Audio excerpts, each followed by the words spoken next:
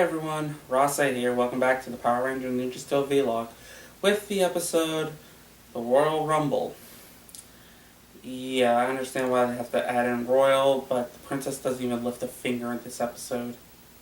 Oh, she helps out, but she doesn't lift a finger. Where it basically recaps what happened. Princess's ship takes out Drillion, Drillion escapes, Galvanax shoots the ship, and it crashes. The princess walks out, and it's discovered that the gravitational crystal has been chipped in half. She only found out because this crystal, when attached to something, levitates it. She just found half the crystal stick to a rock. I mean, not a rock, a stick. Stick to a stick. And that's what happens. At Galvanax's base, Drillion wants revenge, and Otis decides to give him an upgrade in power, which basically just translates to a toolbox hand. That's it. Over on the Ranger side, they're finally getting their weaponry repaired when they see a little lion badge. When picked up, the princess teleports. I don't get the concept of that lion badge. Where did it come from? No clue. All I know is that she needs their help. The lion's ship is basically destroyed, and they're all willing to help except Mick, as it's explained what happened. I'll actually get more of his past of why he doesn't want to help out the princess.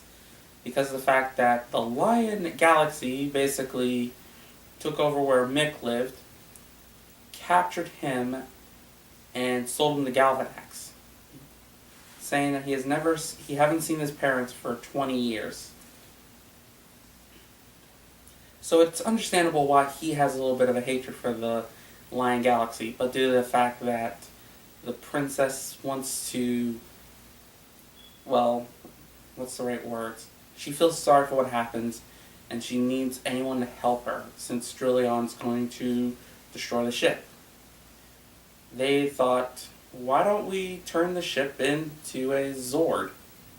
That could help. Which they are actually a little bit fearful if it could work, because they're finally running out of Ninja Steel. Then again, the Ninja Steel was made in the fusion weapons, the lightning wind weapon, the element stars, the Megazord stars, the motorcycle stars. So, I'm surprised they were able to get all those stars out of everything that was in that. I'll go with a medium to small trophy. Okay. On the comedic front, we have Victor and Monty going across the park trying to think of an idea for how to get Victor's 50th trophy. Yes, so he has a grand total of 49 trophies. So there must be a reason why Victor wants to get all these trophies. To be remembered or something? Well, anyway it goes, they found the other half of the crystal attached to a rock. As we get slapstick of them getting their feet crushed by the rock, and when they put the crystal back on, the rock clocked them both in the face. Which gives Victor an idea. Back over on the Rangers front, they're doing their best to try to hold down Drillion, but he is beating the crap out of them to the point where it's getting sad, where he just uses his his toolbox weaponry and just blasting them. When the first ninja star shoots out, and the star somehow hits the princess's armor, which transforms the ninja star over to Brody. And we get our battle Iser. Basically the princess's armor, which, okay, did the armor ever, from the last week's episode, the princess's armor was just more of a cosmetic appeal. It didn't actually show him to do anything, but when attached to Brody, it's shown him that he can move faster, do stronger damage, spin the star on his wrist, the fire flaming shurikens. So, I give it credit on that. But I wish we would have saw what the princess could do with that armor, since it's supposed to be the battle Iser.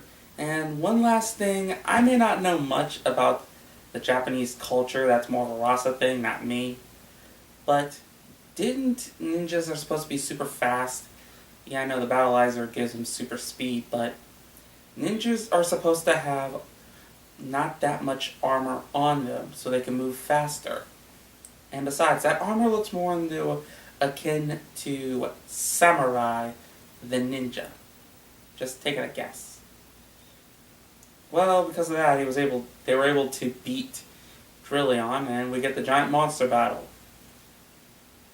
And then they thrown the Zord Star to represent the lion, and it transforms from a spaceship to a tank.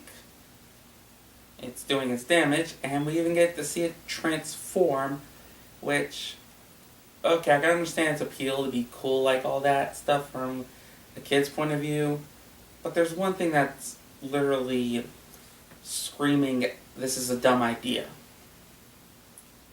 The chest piece area.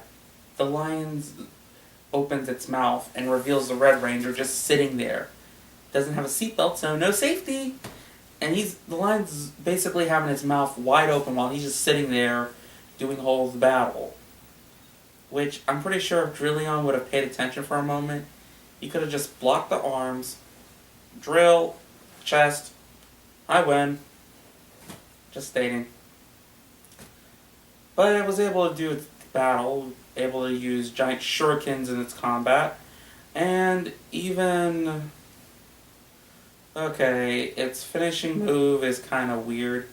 It turns back into its tank, charges at Drillion, and Brody pops out with his sword, slashing Drillion. And it's kind of weird seeing like something so small slashing a huge monster. I'm just saying that's how it looked. Battle's over, Drillion's gone, the princess thanks everyone, thanks the Rangers, and does one little thanks to Mick by getting him in contact with his parents. They're all happy to see him alive and well, and they even said he can come back if he needed to. And Mick's decision, he wants to stay and help. Okay, that's understandable. It's a good cause. And he wants to make sure Galvanax doesn't acquire the ninja stars. Then what's the point with Redbot? I'm being serious. From what it feels like, he's supposed to be like some alpha-like character. The mentor sidekick. I mean, they could have made him the Megazord. They could have just turned him into a giant Megazord. I mean, they turned the lion ship into a Megazord. Why not Redbot? It would have made more sense. I'm just stating. And the only episode we did get with Redbot, which is basically just him showing that androids do have emotions. And from how you can take a guess, yes, androids do have emotions when programmed.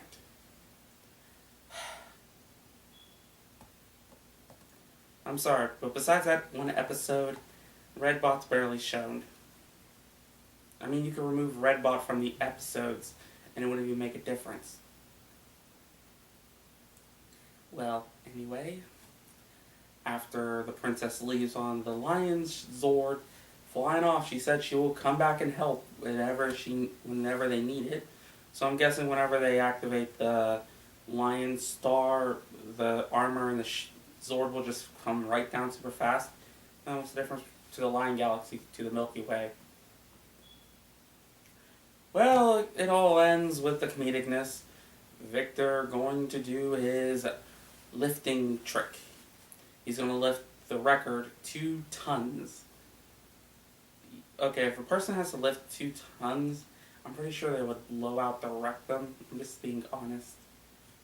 But using the crystal to basically just place it on the weight, it goes from to lifting it up in the air. It would have been also, it was even helping the fact that he was hamming up the lift. But then it all screwed up as soon as they presented him the trophy. He let go and reached for it, which Everyone basically just all floating weight. Victor trying to defend himself, but yeah, he lost the trophy. The crystal was found, and the weight dropped super fast, causing a hole which both Victor and Monty fall into. Just, they get their comeuppance, so that's at least reasonable. This episode, it feels more like a forced reason of why to get the Battleizer into the system. I mean, Dino Charge, from what I've seen, at least did a better job putting the Battleizer into the mix.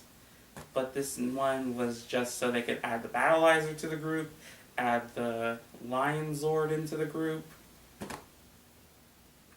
They could have done anyway if how they would have put it in. But it was nice that we got a little bit more of a backstory with Mick, seeing that how he was treatment, and how throughout the whole time, well, I wish they would have extended a little bit more about his distrust with the princess. I wish they would have did that a little bit longer, instead of just like short 5-minute snaps. What can you really do? This was more rushed. All I can say is, that's it. I'm not doing a yokai fact because Rasa put a vow that he's going to do a yokai fact on Madame Odious. So, that's all I can say. This is Rase, logging off.